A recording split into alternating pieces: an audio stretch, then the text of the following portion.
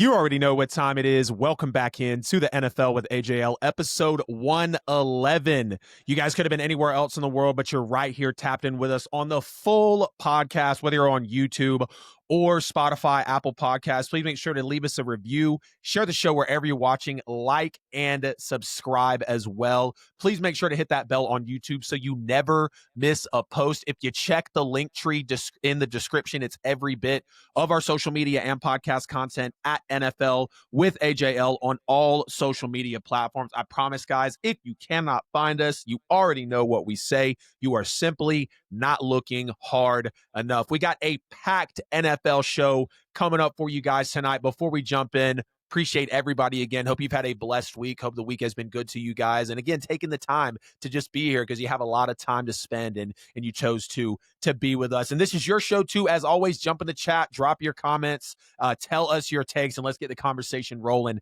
as we jump into episode 111. You see the guest on the screen. It's not his first time. It definitely won't be his last time. JV, it's always a blessing to have you on, man. How are you doing tonight? What up, AJ? I'm doing well, man. Pumped to be back. NFL season's less than a week away now, so I'm looking forward to it, man. Dallas Eagles, I think, Thursday Night Football. That's it is. I mean, can't get it much better than that, can you? Yeah, especially with the trade news that we got, which we're going right off the top with on episode 111. The Cowboys trade Micah Parsons to the Green Bay Packers for two first-round picks and the defensive lineman in Kenny Clark. Micah will now sign a 4-year, $188 million contract with $136 million guaranteed, making his average annual value 47 buckaroos, million bucks a year, the highest for a non-quarterback in NFL history. JB, I usually don't ask this question because players are going to get, paid what they get paid. And obviously a team like the Packers will reset the market to go get a generational player like Micah Parsons. But was Micah Parsons worth Patrick Mahomes franchise quarterback money? Yeah, I don't know. You can ask this question, but obviously it depends how he plays for the next 4 years. And I kind of talked about this earlier this week on the podcast.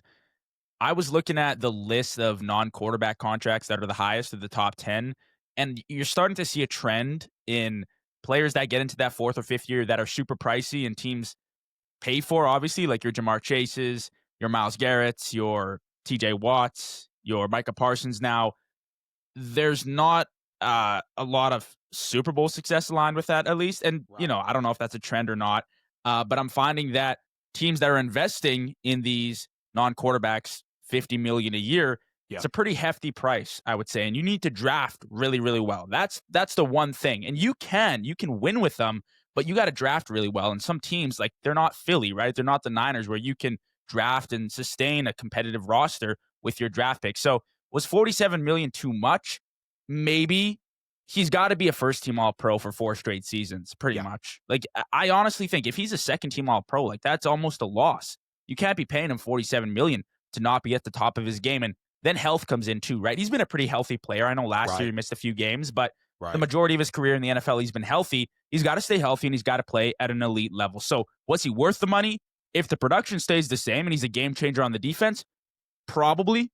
But you're really not leaving a lot of room. There's no wiggle room. He's got to produce at a high level for 4 straight years. Yeah, 100%. Because I would even argue if he comes in and gives the same production, but now has a $47 million a year price tag, that kind of feels like a drop down in terms of just how you weigh both of the parts of the deal, right? Because if Micah's contract is now here and he's still an elite player, we know, but no, I'm right there with you. He's got to come out and play the best 4 years of his NFL career. And obviously whatever happens after that will be it. But when you're talking about this contract making more than Patrick Mahomes, making more than Matthew Stafford, making more than Kyler Murray, coming up on the back ends of contracts like Jalen Hurts and Tua, I mean, we are just in unprecedented territory here. We've seen the defensive end market be reset 4 times this year now. TJ Watt, Max Crosby, Myles Garrett, who originally did it, and now we have Micah Parsons with $47 million a year. And I got to admit, man, I was genuinely shocked. I thought Jerry was going to pull out the Dak Prescott, CeeDee Lamb moment, pay them at the 13th hour of the day, wait until the night before the season opener. And, because we see, we see kind of the way that it's playing out, and it's like, okay, it feels like kind of antics, maybe semantics, like a lot of politics. And then Jerry comes out, makes a great statement, don't lose a lot of sleep over this. Like, we want Micah to be a Cowboy. Micah wants to be a Cowboy. Then he comes out saying that he will sever the relationship, like get legal action involved. We've never heard that from an NFL player before. I'm like, okay, but it is 2025. Like, generational player, generational heights, right? Desperate times calls for desperate measures. There's only one other player in the history of the league to account for as many sacks year over year as Micah Parsons has, and that is Lawrence Taylor. Or rather, Micah Parsons was the only one to do it besides Lawrence Taylor. And you just see this escalating. Jerry Jones gets pissed because Micah doesn't want to negotiate with him behind closed doors. Apparently, a $200 million guaranteed contract that Jerry was trying to hand to him. And then when Micah says, get my agent involved, then this is what really pissed me off about Jerry, which I kind of think was the straw that broke the camel's back. When he was on the interview with Stephen A. and basically talking about how he felt like Micah was running to mommy and daddy asking the same question, like, did you really just degrade the face of your franchise like that? No wonder brother got sent out the door. Now, here's the real question, right? Who do you think actually won this trade? Well, first of all, I want to touch on the contract that supposedly was set out to Micah from Jerry. And it's like, that's a 5-year contract. And from what I've read, at least the reports I read earlier today, was that agents usually tend to float away from that contract just because it locks you down for another year and it potentially hinders you from getting another big time contract. Because, like, that's a big difference, right? 4 and 5 years in the NFL. That's a season ending injury away from a big contract or a mediocre contract. Again, they're making millions of dollars. Mediocre contract, you understand, right? It's all in context. But again, that's why these players want their agents involved, and it makes sense. Why would you not want to converse with an agent as an NFL GM or an owner? It doesn't make sense. But as far as winners of the trade go, I mean, you got to go Green Bay. Look, Kenny Clark and 2 first-round picks, that's solid value that the Cowboys are receiving. But that means that the Cowboys have to hit on both those first-round picks, which are going to be later in the draft, too. People aren't taking that into consideration. I don't think the Packers are going to be a bottom 16 team, bottom 12 team. It's not going to be like you're picking within the first 10 picks. You know what I mean? So you got to hit on 2 Pro Bowlers in the later rounds of the first round. And I just don't see that happening. Kenny Clark's going to be solid, but he's aging. I think he's in his 10th season, right? So those 2 first-round picks, I find it hard to believe that they will be the equivalent of what Micah Parsons would have been for this franchise. And that's why I say Micah to Green Bay was the winner of the trade. However, the Cowboys weren't handling that $47 million contract anyways. Yep. So I think they had to get rid of it. Like, you can't pay Dak 60, CD, whatever it is, 34, and then Micah 47. Your franchise is done for. So they had to make the deal, but they lost at the end of the day. Yeah. And it was tough to see, the way that it played out with the deal, apparently rumored from Jerry, the offer was made in March, and they reports were saying that they wanted this to be like one of the most guaranteed contracts in NFL history for a non-quarterback. And once Micah didn't want to accept, which I guess because it was behind closed doors, but some people were like, he should have just shaken Jerry's hand, then brought his agent in and been like, hey, let's get this on paper. Jerry Jones told Micah, like, hey, you can either continue to play out your 5th-year option, or you can be traded. So just kind of piggybacking off what you said there about, some of the contract. But in terms of who won the trade between Micah Parsons and the Dallas Cowboys and the Green Bay Packers, I say both sides won. And here's exactly why. Just like you said, JV, Jerry Jones and the Dallas Cowboys, regardless of what they said about Micah Parsons, they did not want to handle a $47 million a year contract. I believe the offer of $40 million a year, $200 million, around the total of being guaranteed. I think that is a fair offer from a guy in Jerry Jones, compensating a guy like Micah Parsons, who's gotten shut down on the back end of other seasons and hasn't really showed up in playoff games. You get 2, count them, 2 first-round picks.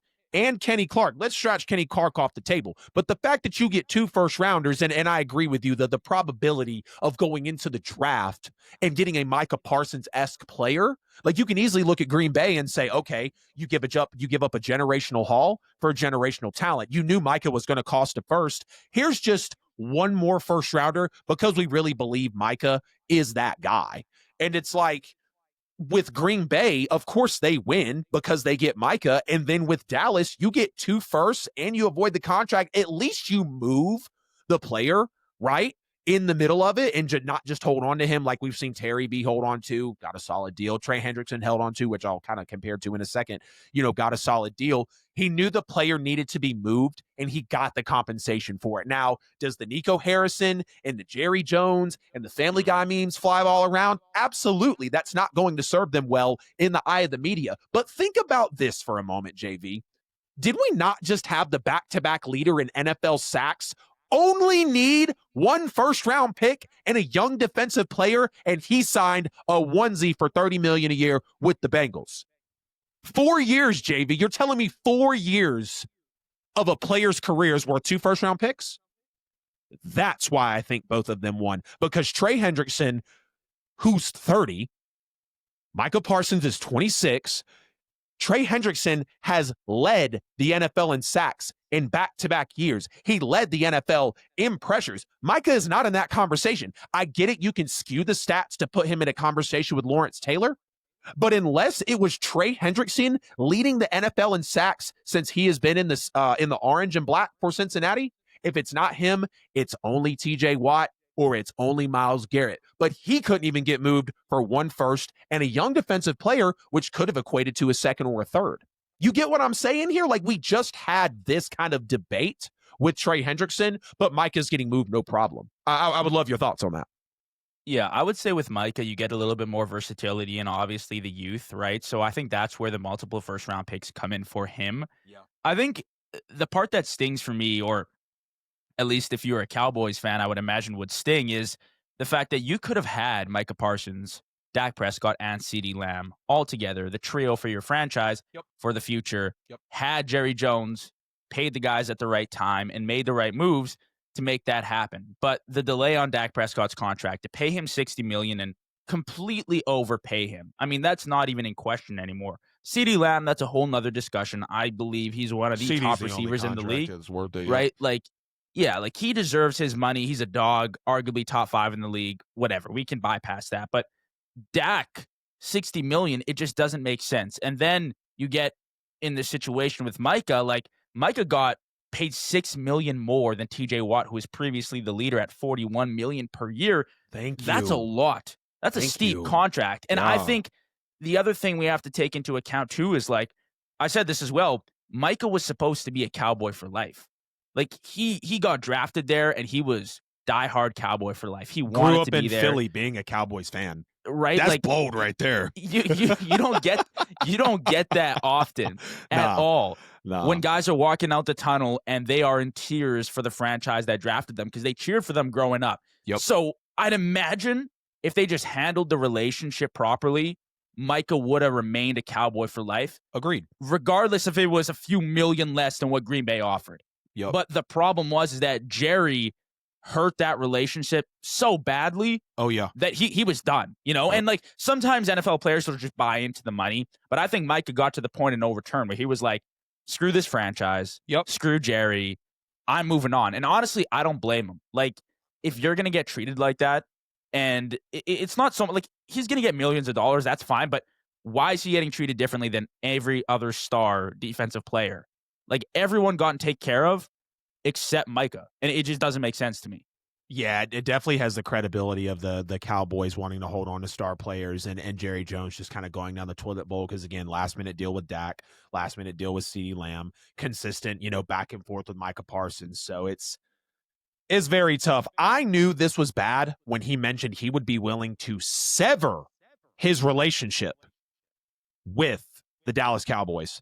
And then the video that you posted, Buddy was eating nachos, telling the fans to call him, and then he was on whatever type of bench on the sidelines like, I would literally rather be anywhere else than here.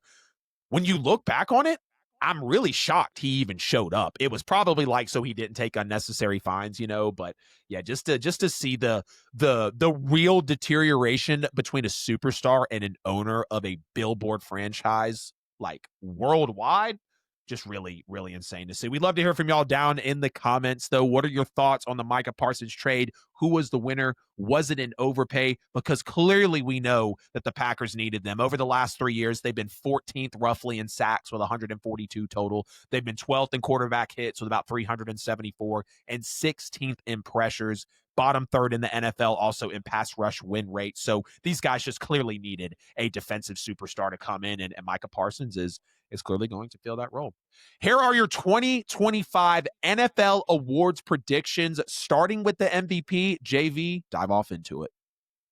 Yeah, it's become a quarterback award, right? So I'm not even going to entertain running backs, receivers. Jamar Chase got the Triple Crown last year, and I don't even think he was considered, right? So I'm going quarterback, and for me, it's between Mahomes, Lamar, and Josh Allen again. It's a three-headed race in my opinion, but I will give you a sleeper just because I think it's boring to keep repeating the same names.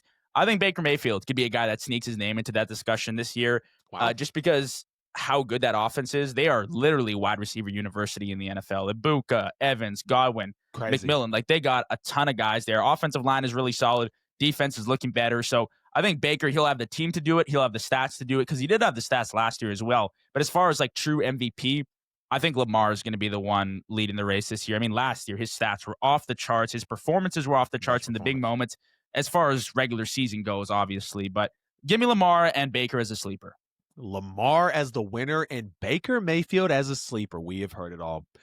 The 2025 NFL MVP for me is going to be Jalen Alexander Hurts, because we are still having conversations about what Jalen Hurts actually has to do to be considered a top quarterback in this league. And I'm not saying you have to anoint him as the best, but the fact that you can not unanimously, not you, but the viewers, the media, the world, put him as top 3, because what more does the man have to do? I don't need to list his accolades, but you want to keep doubting him after he plays in a big moment, after he wins the Super Bowl MVP, after he outplays Mahomes twice in a Super Bowl and blows him out in the win.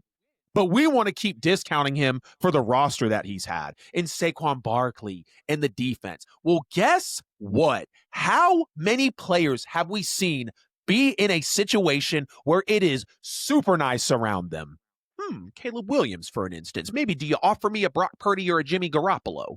What about a Kyler Murray in some instances? It wasn't perfect in Arizona, right? But we've seen quarterbacks be in favorable situations and not deliver. So we're going to make the ones that deliver because they do it, that discounts them? Jalen Hurts is your 2025 MVP. He hears the doubt. He's going to fall right back into that MVP conversation because really he's never left it if we're talking about true value to an NFL team. Offensive Player of the Year, JV, take off. Yeah, this one is always just all over the place, right? Because you have that one guy that just breaks out and has an unreal year. I had Jamar Chase listed just because of the sheer volume I think he will receive this year. Again, if he is healthy, Joe Burrow is feeding him the ball, and he could literally go for 2,000 yards and 20 touchdowns. I would not be surprised whatsoever. So that's the only reason I'm going Jamar here. I just think that he's going to be fed, and he's an incredible wide receiver. Don't get me wrong, right? But every year you have that breakout guy. So it's really hard to tell. Offensive Player of the Year is the real award that I'm interested in because MVP is always a quarterback award. Offensive Player of the Year really displays the true talent on offense, which I love to see. I'm going to go Jamar, but it could go any direction. There are 1,000 different guys that could have a breakout year. I'm going to go Jamar Chase as well, man. That was my pick from the top. I was kind of thinking Jettas because, J.J. McCarthy's going to be thrown to him, but I'm a little nervous. JJ's coming off injury, too, right? How is JJ? This is JJ's rookie season. You can say he's a sophomore. No, this is JJ McCarthy's rookie year. He is going to be seeing those live NFL snaps inside of Kevin O'Connell's system. Thankfully, throwing to Addison and Jettas and Adam Thielen, who we'll talk about later. But I've got Jamar Chase as well. Defensive Player of the Year. The guy we just talked about, man, Micah Parsons. I think it's going to be close. There's a ton of guys that you could put into this discussion, but a guy who is looking for revenge, who is feasting. This guy has something to prove to Dallas, pretty much to Jerry Jones, to be honest with you. None of Dallas. Everyone knows in Dallas, obviously. Definitely Jerry. It's personal with Jerry. Yeah, for sure. But I think it's that week 4 matchup. Damn, I'd be licking my chops if I was Micah going against that Dallas Cowboys offensive line, man. I think Micah's going to do it. He's got it all laid out for him. He's already a beast playing at different spots on the defense, rushing the passer, dropping back into coverage. He's a supreme athlete, and I think statistically he'll do it, and there will be a lot of eyes on him as well this year. So I think he'll finish top 5 for sure. But again, you could go Garrett, T.J. Watt, Pat Surtain from last year. Like there are so many top level guys, even Derek Stingley. Like Yeah, there's so many names, good right? dark horse there.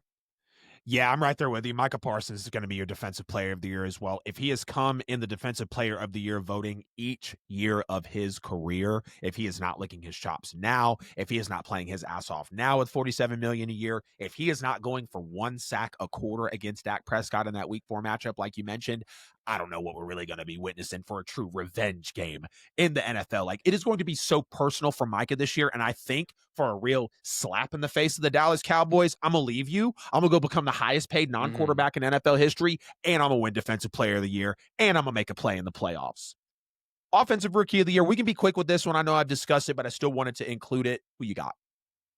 I'm going Ashton Genty. Again, it is a volume thing. I love Cam Ward. I love Jackson Dart so far from what I've seen in the preseason. Totally wrong on that pick with the Giants. I just don't think that they're going to have the numbers and the team is going to be good enough to put the spotlight on him enough to win this award, because that's really what we're talking about here, right? Ashton Genty's going to have the numbers because he will be fed the ball. I mean, it's hard to debate it, right? I've heard people say Matthew Golden. Some people say Tet. I think Ashton Genty truly does have that spotlight on him this year, and with the carries he gets, with the volume he will receive, that's your offensive rookie of the year. Yeah, Pete Carroll is going to absolutely feed Ashton Genty. And if it's not Ashton Genty, I'm going to come in here with Cam Ward, clearly the number 1 overall pick, one of the best players in the draft. The talent at the quarterback position is crazy. He's got Calvin Ridley. He's got Eli Manor. He's got Xavier Restrepo. He has Brian Callahan fully buying in and building around him. But I agree with you. If we are talking about a production standpoint, Genty could definitely get the nod there. I'm going to stick with Cam Ward, though. Defensive rookie of the year, I feel like it's one guy and one guy only, but I'm interested to see who you bring to the table. Yeah, it's obviously Abdul Carter, but I'm going to just scrap it and say somebody different because just for the sake of the show, obviously. I like Will Johnson out of Arizona. Slid in the draft, but I think he's a lockdown guy. They steal of the draft, believe me. He shouldn't have fell that far, and Arizona's got one of the top, if not the top cornerback in the draft. I think he'll start immediately, and if he can battle through injuries, whatever he's got or whatever he had, if he could play a full season, I think he'll be a lockdown corner for that secondary. But obviously, the number 1 pick is Abdul Carter, right? Yeah, I forgot. I thought about Will Johnson going over there to Arizona. Yeah, guy out of Michigan, very, very special. Yeah, I've got Abdul Carter as well. I think he's just going to be the clear runaway. I think that defensive line in New York is just going to be on tape a lot, and we're going to see Abdul Carter getting around those edges. I'll give you one, though. It's not Micah Williams. It is not Jalen Walker. It is who the Atlanta Falcons traded up for in the first round. Give me James Pierce Jr. to be a dark horse for your defensive rookie of the year. I personally thought he was the second, third best pass rusher in the class. That's just me. We can take a look at that another time as we're here predicting the awards. But if it is not Abdul Carter, don't be surprised if James Pierce Jr. is making a case for Defensive Rookie of the Year. Coach of the Year. This one can go a few different ways. I think this is the most contested award, and I kind of feel like it is every year, right? What do you think, JV? Totally can. Give me Mike Vrabel for Coach of the Year. I'm really high on the Patriots this year. I think they'll be a really incredible team. You look at their jump from last year to this year, I think it's going to be night and day.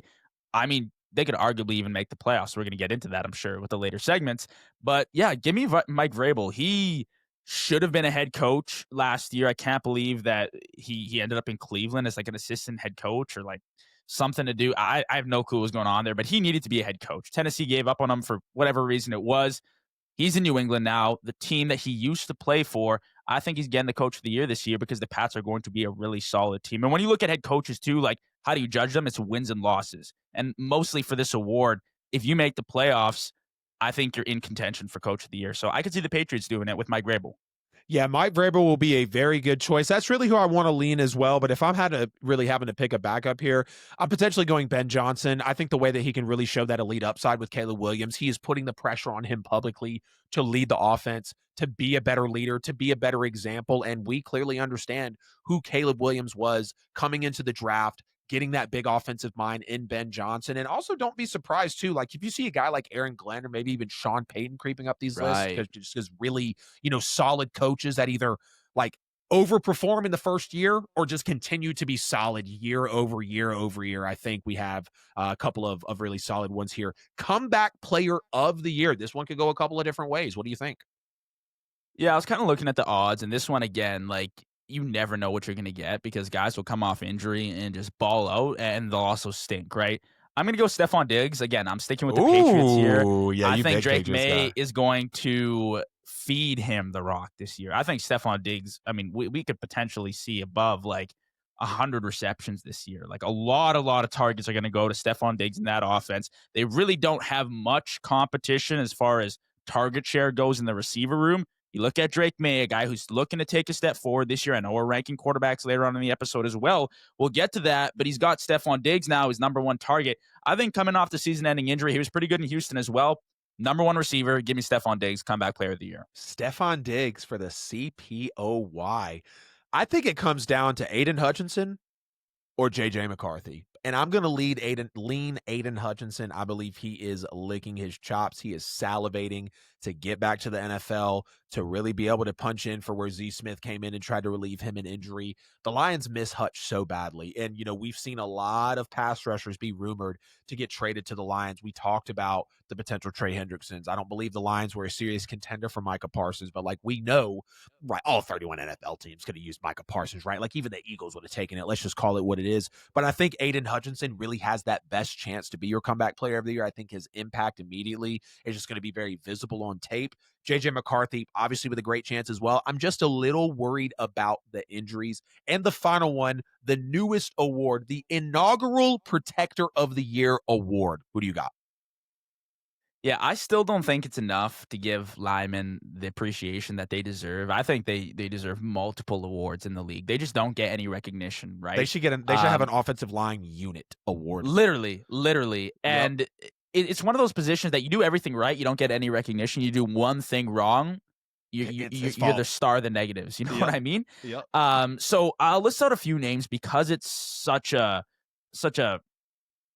big award for just one player. It's kind of tough to name, but I will say Darisaw last year was great before his injury, so I'll list him. Tristan Wirfs, I think. I'm high on Baker Mayfield. I think the Bucs will be great this year. And then obviously anybody on that Eagles offensive line, where it's Mailata, Lane John. Like you got so many guys there that could win that award. But yeah, exactly, right? Like it's just so many studs. I'm gonna put them all out there, but I think Darisaw or Wirfs could be a standout this year, protecting for their quarterbacks. I love it, man. I'm going either Lane Johnson or Quentin Nelson, but I'm going to lean Lane Johnson. I think the Colts are going to be a little bit of a mess this year, like you said. I think the Protector of the Year award is going to be given to an offensive lineman on a team that's winning, that's in the spotlight. That's how most of these awards work, right? Like, unless it's Comeback Player of the Year and even Coach of the Year, like, even if you go in and take a team from 1 win to 7 wins, you're probably not going to get Coach of the Year. But if you take a team from 8 wins to just 11 or 12, like they're gonna put you in contention and possibly anoint you. So I think this inaugural Protector of the Year award, they'll probably have adjustments around who votes on it and what the criteria is, but they're probably going to be looking at pass rush win rate, pass block win rate, singularly looking at those PFF grades, that next gen stats. And I just think Lane Johnson has a great case to be able to jump right in and make that case. JV, let's play 4 in, 4 out NFL playoffs edition. The way this will work is we will have 4 teams from the prior year that made the playoffs that you believe, just for the segment's sake, could miss the playoffs next year, and 4 teams that missed the playoffs in the prior year to make the playoffs this year. Take it the best that you can. I know it's a little bit of a different segment, but I love digging into it before we dive in every year. Go ahead. Yeah, so it won't necessarily align. Like I think I got 3 NFC teams making it and like 2 missing out. So, take it with what it is. Obviously, it's for the segment's sake here. But again, I think you told me, AJ, around 4 playoff teams miss every year than the year following, which makes sense, right? Kind like, of the average. There's a lot of turnover in the playoffs that people don't realize. Like you'll see the Browns one year go 11-6 and then they're out, right? You don't realize that. So the 4 teams I had falling out potentially: Pittsburgh Steelers, Los Angeles Chargers, Green Bay Packers, and the Tampa Bay Buccaneers. I'll give you a little point on every one. Obviously, Steelers, I mean, it's self-explanatory. You got Mike Tomlin, you got Rodgers. They're always good, but I feel like there's going to be that one year that they just fall out the playoffs, right? They just fall off. And I'm not saying that they won't be 500, but I don't know if that's going to cut it in the AFC. As far as the Chargers go, don't know what the competition is going to be like because everyone that missed it last year really ain't that good, in my opinion, besides the Pats and Right. maybe the Bengals, but I'm not really high on the Bengals because all they got is three, 4 players now. Yeah, the Niners But too. I'm sure you're just forgetting about them. right, Niners are and then super banged up. exactly. But the Chargers, it doesn't really excite me, the roster. I Yeah, mean, Greg yeah, Roman's offense is kind of stale, run right. central, and again, I've called it a training wheel system for a while now. I don't see it going too far. And then they lost Rashawn Slater as well, right? The interior offensive line scares the hell out of me. All they got is Joe Alt, obviously Mekhi Becton, who they'll probably move to tackle, but I don't know. It just concerns me. As far as the Packers go, this was more so prior to the Micah trade, but even with Micah, I feel like people are super, super high on them. I'm kind of cutting against the grain here. I like the Packers, but Jordan Love in prime time in the big moments turns over the ball a lot. And that secondary is fried in Green Bay. So there are still a few questions. I'm not sure how they'll look. And I still think that division's really good. And then as far as the Bucks go, it was just my fourth pick. That division's going to be obviously competitive. You got the Falcons there. I think the Panthers will be pretty good, to be honest with you, too. But I do have the Bucks in my playoffs. But as far as like losing a division seed, they could lose to the Falcons because it is always close. Right. Right. Very good take there, man. I appreciate you handling it the best that you can. So for my 4 in, 4 out, the 4 teams that are going to be out, they made the playoffs last year, but they will be missing the playoffs this year. I'm with you there on the Steelers and the Bucks. The Bucks, I believe, could possibly get tripped up by the Falcons or even the Panthers. And we're going to talk about sleeper teams here in a second. Y'all talking a lot of smack about my New Orleans Saints, but I don't think y'all truly realize that we're not being looked at by anybody. And it's going to take just a small stint for us to get flexed into a primetime game. And I'm not saying we're going to jump into the spotlight, but like the NFC South, I think is kind of the biggest sleeper division, like question mark, who can really come out of that division. And it's funny, right? Because like, in my opinion, the Falcons should be running that division. Michael Penix is the best quarterback in the division, or should be, right? You've got London, you've got Bijan, you've got Pitts, you've got Jesse Bates, you've got Caden Ellis, you have James Pierce. Like, we can continue to name off the roster, right? But it comes down to ownership, the front office, and the head coach in Ron Morris. That's why I think the Bucks could possibly miss. The Steelers, I mean, yeah, you've got DK. You know, it would have been nice to have George Pickens. Are we ever going to see Darnell Washington get that true role when he was drafted out of Georgia as what I thought the best tight end in the draft, right?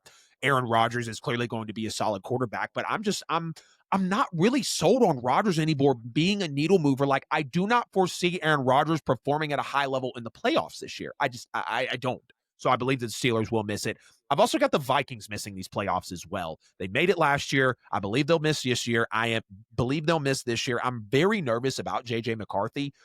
I don't believe he was a first-round talent. I don't believe he was a second-round talent. I don't believe he was a third-round talent. I'm not saying J.J. McCarthy was a bad quarterback, but when I saw Minnesota not only move up for him in the first round, but then take him in the first round, I'm like, okay, well, when you're going from Kirk, when you got the replacement in Sam, like, clearly you see something. We do a podcast. They're in the NFL. Like, obviously there's differences here.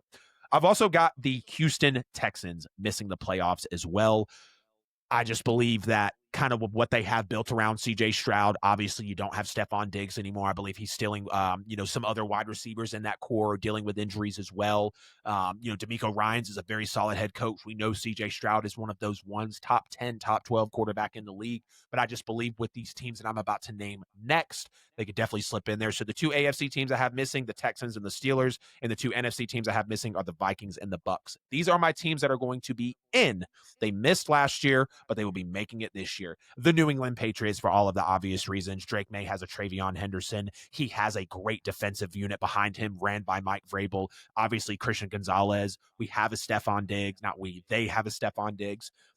I don't know, man. The way you feel about the Pats is how I feel about the Raiders this year, who's going to be one for me. Pete Carroll, Geno Smith, love that combination. We've clearly seen it before. Ashton Genty, Amari Cooper is back home. You have Brock Bowers. Max Crosby is on your defensive line. Like, I just really believe that the Raiders could make some noise this year, and we'll really see what happens. I've also got the Seattle Seahawks making it in this year. We know what Sam Darnold's going to be with Cooper Kupp and with JSN. Mike McDonald, one of the better young coaches in the NFL. We obviously are going to see the defense that Seattle brings to the table as Mike McDonald continues to enforce that there. And I've been saying it all offseason. If Sam Darnold fumbles the bag, Jalen Milroe will insert himself and be the potential franchise quarterback for the Seattle Seahawks. I say that with 100% conviction. I have no doubt that the 12s will be calling for Milroe if Sam Darnold is not performing.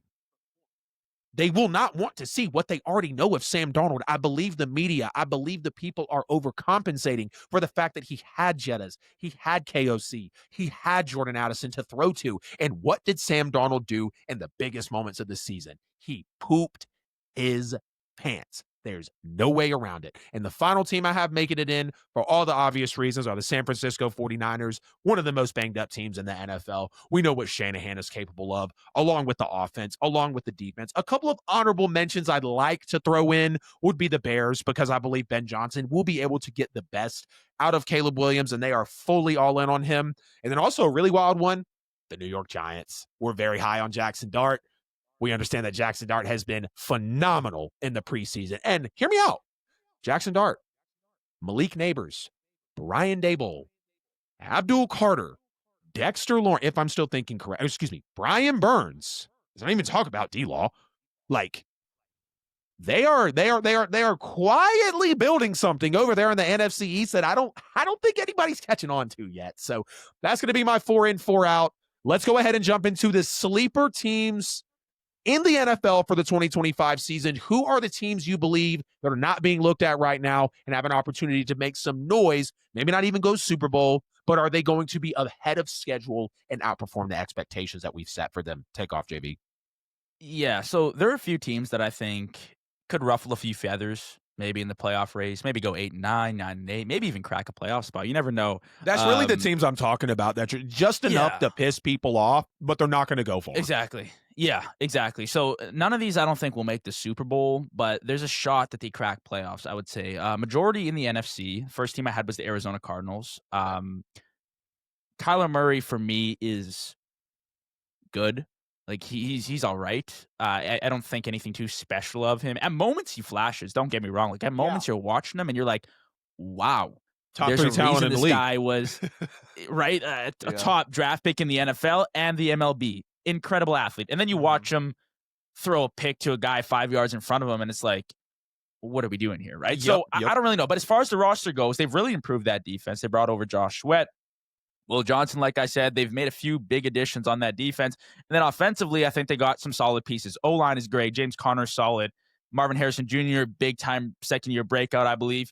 Lot to love in Arizona. I think they're building something, but I don't think it's quite there yet. I'm also going to go the Atlanta Falcons. Now, I don't necessarily think they're going to edge the Bucs out this year, AJ, but I do think that they have a really, really good team. I agreed with their reasoning on why they went for Walker and Pierce in the draft. They needed pressure on the quarterback. They were horrendous last year. I think a bottom 5 team pressuring the quarterback. They needed that to be fixed this year, and they went out in the draft and tried to do that. So I agree with it. They added some pieces on defense. And then offensively, you got your young squad. You got your Pitts, your Bijan. You got Darnell Mooney, I believe, Drake London. You got Michael Penix. A lot of guys to love there. They're building something. But again, I just don't think they're there yet. Final team in the NFC is the Chicago Bears. You kind of mentioned them already. Caleb Williams, Ben Johnson. I think that's going to be a really good connection. And they've rebuilt that offensive line for them. As far as the AFC goes, it's the Patriots for me. Again, I don't think they're going to the Super Bowl, but I love Vrabel. I love your Diggs. I love your Drake May. O-line still a little questionable, but you add Will Campbell, who should help out just a little bit, and that defense is probably a top 5 unit in the NFL. So those are 4 teams that I think are being slept on a little bit too much. And then obviously the Panthers too. Just coming to mind right now, I talked about them. I really do like what they have going on. Defense stinks. Don't get me wrong. Stinks. Like, nothing good I can say about them. But I do think they have a few pieces there. I think they have J.C. Horn and Derek Brown, right? They missed him last year as well. He's coming in. That's going to be a big-time addition. He had above 100 tackles, I believe, the previous season when he was healthy. That's big time. And then the offense, Bryce Young, the way he played last year, and Ted McMillan. I mean, I think they're building something solid, right? It's not Super Bowl yet, but it's something. It's better than what we've seen previously. So those are my 5 teams. Love it, man. I'm kind of on the same wave as you. Excuse me. These are my top 5 sleeper teams in the NFL for the 2025 season. I'm going to go right off the top with my New Orleans Saints. Kind of like I mentioned a little earlier. It's not about we're going to be good, But I don't think people are truly realizing that Spencer Rattler had zero chance of being successful last year because of the injuries, because of Dennis Allen, because of an interim head coach who won 2 games and then put his skid down for the rest of the season, who is not even in the building anymore. The entire franchise has been made over, at least we hope, with the addition of Kellen Moore and that obviously staff that he's hired. Mickey Loomis is still the cancer of this team, but with having a healthy Olave, a healthy Shaheed, Kellen Moore at the helm, trying to engineer the mobility of Spencer Rattler, engineering the mobility of Alvin Kamara, who seems to have been forgotten on this team, looking at the defensive side of the ball in a Cam Jordan, in a Devon Gottschall, in a Chase Young. You've got Demario Davis, Pete Warner. Obviously, we bring in Danny Stutzman. Like, you guys know I'm a Saints super fan, and just something is telling me that with us not having any primetime games, Saints are going to get on a tad bit of a heater, and the schedule is easy. Like, the schedule is a cakewalk for the Saints if they can get it together. We're not going to have a lot of noise around us. We're going to have a little bit of a pickup, and they're going to try to flex us to a primetime game because they're going to need those numbers coming in again. I'm not saying the Saints are even going to win 10 games this year, but for a lot of people predicting 1-5, if we win 7-9, we're ahead of schedule, and Saints fans should be happy about that. Second team here is going to be the Seattle Seahawks for a lot of the reasons that I mentioned before. You've got Cooper Kupp, you've got JSN, Mike McDonald, one of the best young coaches in the league, and Sam Darnold, who we will see if he's able to replicate what he had in Minnesota. But again, let him fumble the bag, and the 12s will come calling for Sam Darnold. And just wait for that defensive side of the ball to catch up, because we know that's Mike McDonald's specialty. Number 3, give me the New York Giants, who also were in the previous playoff segment. You've got Jackson Dart, Malik Neighbors. You're able to have Brian Dable, that defensive line as well. I just really believe that this team is going to be one that is ahead of schedule. That's a lot of my sleeper teams that I have here on the list. And Jackson Dart's going to be the one commandeering that. If he can grow that relationship with Malik Neighbors and be confident that his defensive line will create opportunities for him when he's not on the field, the Giants could be absolutely special this year. And Dabo and Shane might, or Joe Shine might have an opportunity to save their job, which seemed completely impossible before the year. And we were like, they signed Russ. Are they even drafting a quarterback? Huh. Joke's on y'all. We drafted one in the first, and we're trading up for him. But hey, he seemed to be the right pick. I am absolutely here for it. Also, give me the Las Vegas Raiders as a sleeper team. You've got Ashton Janty. You've got Pete Carroll, Geno Smith, Amari Cooper's back home, Brock Bowers, arguably already the best tight end in the league. And then you're looking at Max Crosby on the defensive line as well. I think this team is going to be, again, ahead of schedule. Also, the Atlanta Falcons, like you mentioned, the Atlanta Falcons should be the best team in the NFC South. Michael Penix really is the best quarterback in that division. We knew what he was coming out of college, and I thought in that class he was the potential, second best quarterback. Of course, we've seen Jaden and we've seen Caleb Williams and all these other guys break out, but with the weapons that Michael Penix has around him, with the defense that Atlanta has been going all freaking in on for the last 2 or 3 off seasons, it comes down to Coach Raheem Morris to really bring it home for the Atlanta Falcons. And a couple of honorable mentions, maybe the Jags, if Trevor Lawrence can get it together with Brian Thomas Jr., Travis Hunter, Liam Cohen, obviously, in the house. And then the Tennessee Titans just have a lot of solid offensive talent with Cam Ward trying to run that. Will Brian Callahan really be able to round it out, as well. Those are our sleeper teams for the 2025 NFL season. Now jumping into ranking the sophomore quarterbacks for the 2025 NFL season, kind of based on how we think they're going to perform. We've got Jaden Daniels, J.J. McCarthy, Michael Penix Jr., Drake May, Bo Nix, and Caleb Williams. Give me your 6-1, JV, and then I'll pick up the list after you. Yeah, so I kind of did these blindly, and I forgot Bo Nix in it, and I just realized how many quarterbacks came out of last year's draft that had really great seasons. And that's no hate on Bo Nix either. I'm a big Bo Nix guy. It's just they're feeding these quarterbacks something different. I mean, guys are coming out of college NFL ready, and I know Bo Nix was a little bit of an older quarterback, but Jaden Daniels last year goes to an NFC Conference Championship as a rookie. I mean, you don't often see that ever. And now that's the expectation from these rookie quarterbacks, right? But I thought this was a really good, arguably generational draft class of quarterbacks that could become something really special down the line. I agree. As far as ranking them, J.J. McCarthy's at 6, and that's no hate on J.J. I'm actually really, really big on him. Just need to see it in person with my own eyes in the regular season. Then we can move him up, but I'm going to put him at 6 for now. At 5, I got Michael Penix. And again, a really great quarterback. I have a lot of trouble ranking these sophomore QBs because situation plays a factor. And it's also just their rookie year, right? We only saw a few games out of Penix, whereas we saw a full season out of Daniels, Caleb Williams, Drake May for the most part, and Bo Nix as well, right? So Penix at 5. At 4, I got Bo Nix. I think Denver's a really good team, but they won't ask him to do a whole lot compared to the top 3 quarterbacks. So I do think he'll fall behind just a little bit as far as performance goes and stats go. But I do think Bo Nix is a really good fit with Sean Payton. At 3, I'm going Drake May. Big Patriots guy. This is becoming a theme in the episode here. I think he is super, super talented. When you watch him play, it's very similar to my guy over in Buffalo in Josh Allen. I think with Stephon Diggs now, with Kyle Williams, you got a few weapons there, kind of building that offensive line. Drake May could have another breakout season. He was really good last year. You just don't see it very often because the Patriots sucked. At 2, I got Caleb Williams. I think he is really talented. He had 3,500 yards last year. Maybe 25 touchdowns. I'm not exactly sure. I don't have the stats in front of me, but really good year considering what the Bears were and the coaching situation with Eberflus. I was watching that Thanksgiving game, I believe. I was so disappointed. Like, I was just ripping my hair out. I can't believe Caleb performed like that, put up the stats like that with the coaching around him. Got Ben Johnson now. I think it'll be a lot better. Expect him to have another breakout season. And then at 1, it's Jaden Daniels. I don't listen to anyone who doesn't put him at 1 after last year. I just don't see how you can do that. Sure, maybe things can change, but an NFC Conference Championship game that you led, Jaden Daniels really took the Commanders on his back, dragged them there. Obviously, he had help around him. Terry McLaurin, great year. Defense stepped up at points. But Jaden Daniels is the best quarterback out of that draft class as of right now. Could change, but as of right now, he's number 1. Very solid list, man, and I've got a lot of similarities to it, but I'm going to break your heart right off the top. At number 6, I have Drake May, and it's not to discount who he is as a quarterback. I think Drake May has an excellent ceiling and kind of a high floor as well, which is a compliment to him. But you see the Patriots just installed Mike Vrabel's reset. They got the roster additions, obviously Stephon Diggs coming in, but you do have the newer coach.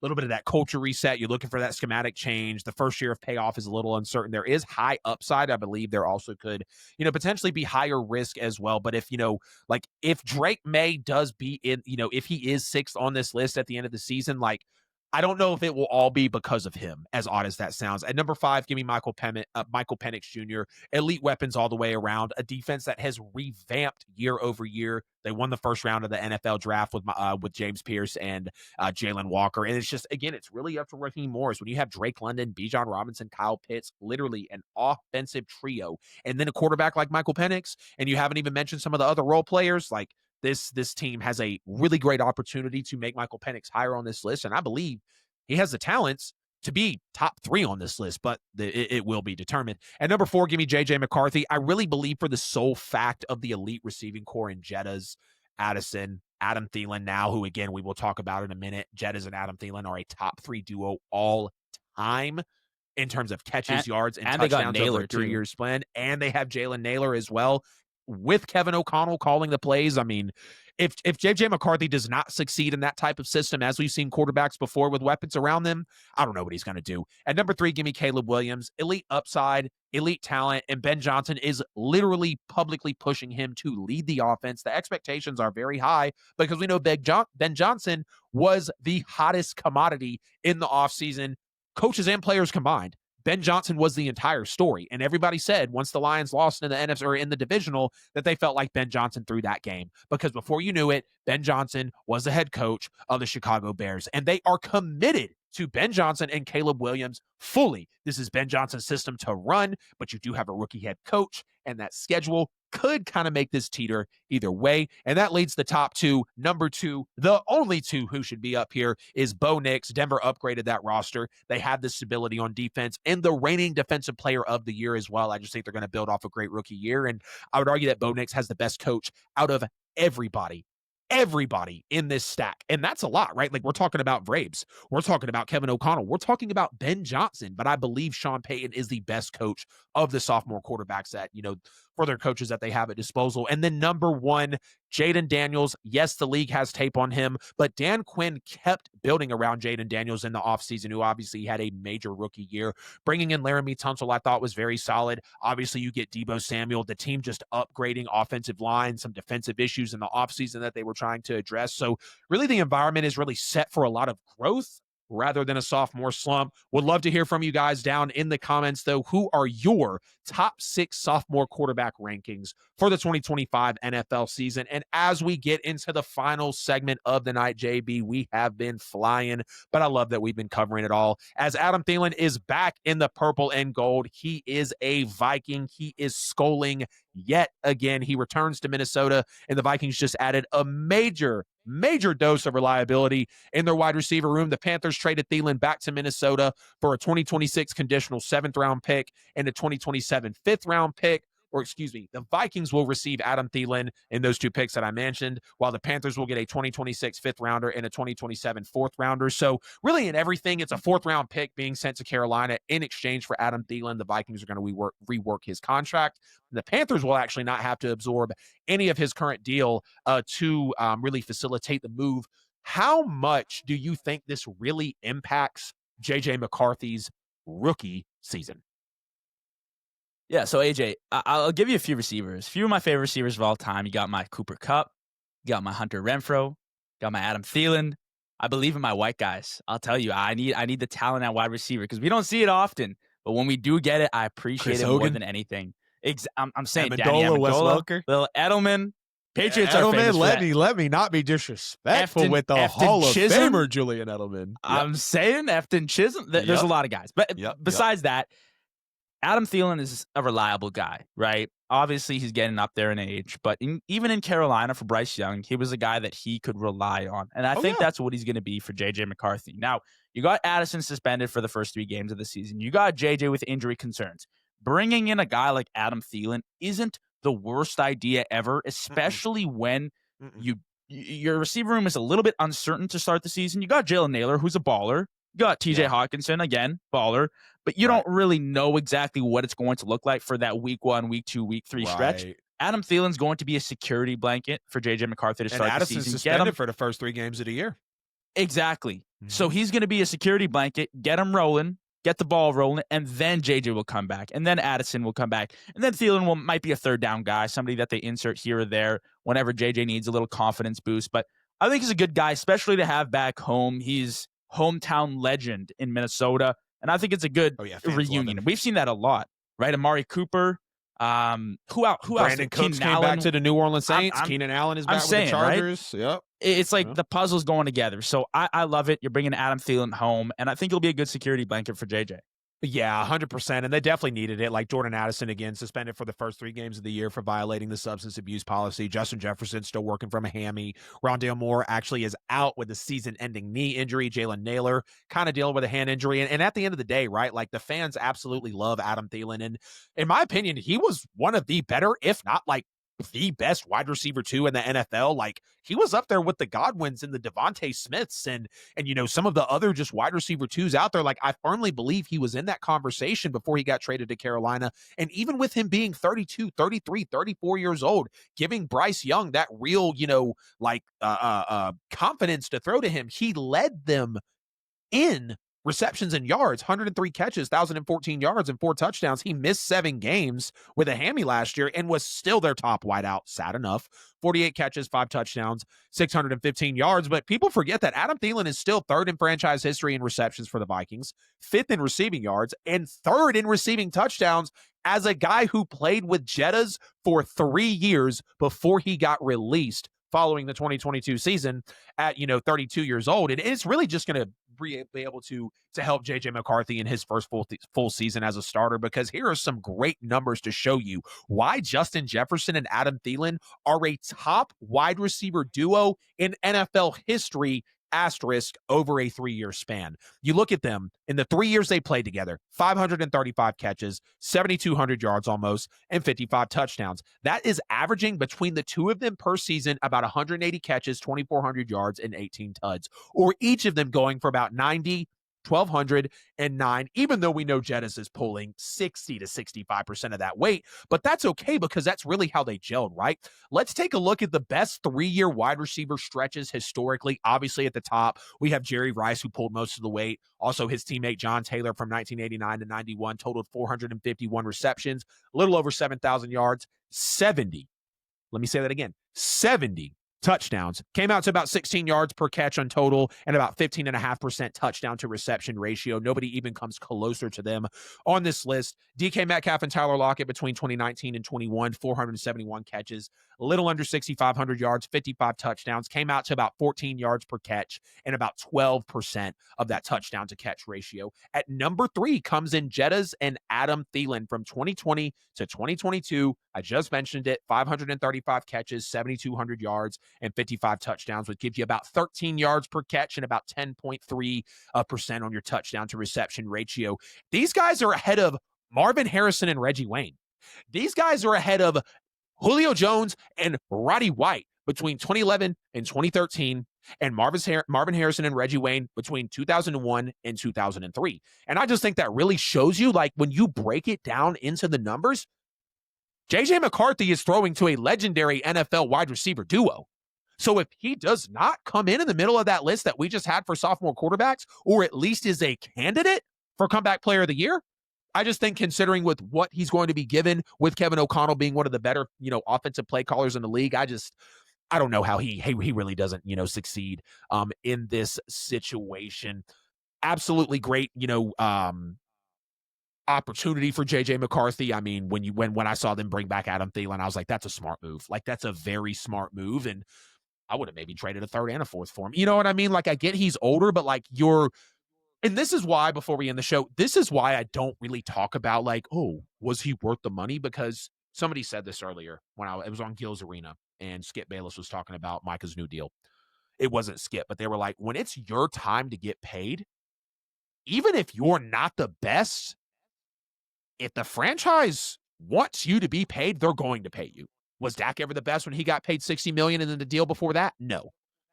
Is Micah Parsons the best pass rusher in the NFL? No, but he got the top deal like it, right? Like, was Tua worth $50 million? No.